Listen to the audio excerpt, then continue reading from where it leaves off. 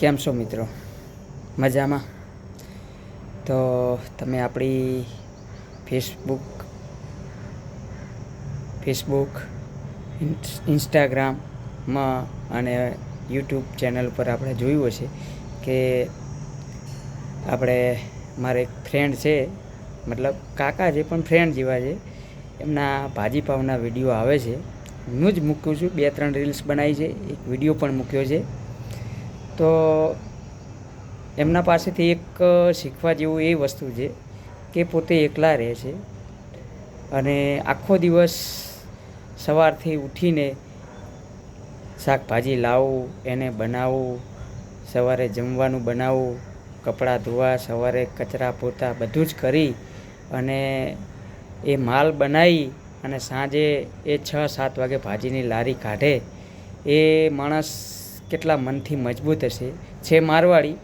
હું એટલું જ કહેવા માગું છું કે મનથી મજબૂત હોય તો એ માણસ કેટલો ધંધો કરી શકે.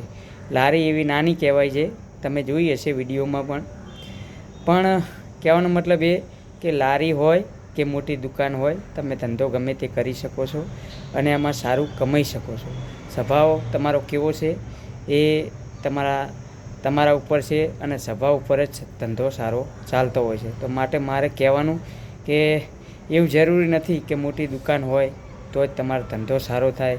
એ કાકાનું સેટરડે સન્ડે થઈ 2 દિવસનું હું કાઉન્ટર કહું તો તમને એમ થશે કે આ સાવ ગપ્પા મારે છે, પણ ગપ્પા નથી, એ સાચું છે.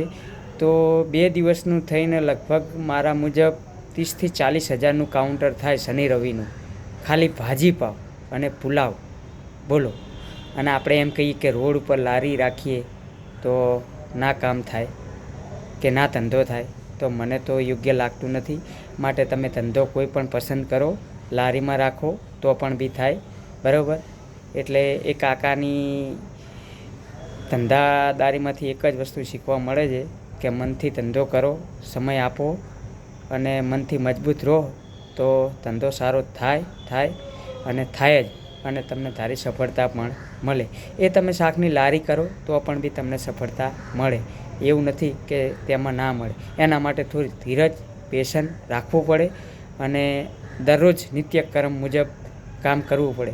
એમાં પછી તમે એક દિવસ થાકી જાઓ, વહેલા ઊંઘી જાઓ, પછી એ ના કરો નહીં તો નકામું પડે. એ કાકા ડેલી દરરોજ શાક લેવા જાય ને જાય જ, સવારે 6 વાગે જતા જ રહે, બરાબર. એટલે ધંધો થાય. માટે એવું રાખવું નહીં, બરાબર, અને ધંધો કરવો. જય માતાજી.